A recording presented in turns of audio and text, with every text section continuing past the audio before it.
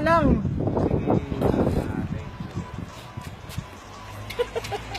Uy, baka nung mo tapos ibalik mo. Ito ang buhay sa Saudi. Naaawa ko sa isa sa mga kasamahan namin.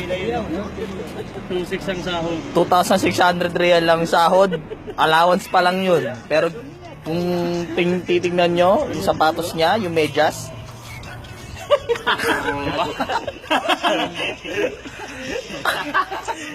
Nangangamusta pa. Siya ang may-ari ng... Tama dyan, pakita mo.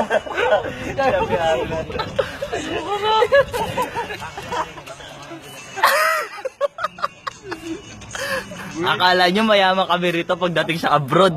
Yun ang akala nyo. Akala nyo may pera pa kami. Wala na. Naghihirap na. Tignan mo nga to sapatos na to.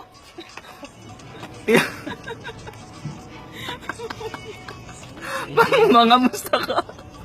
Ang tagal mo nakatutok dyan. Tagal mo na. Tagal naman. Parang ganda-ganda ka.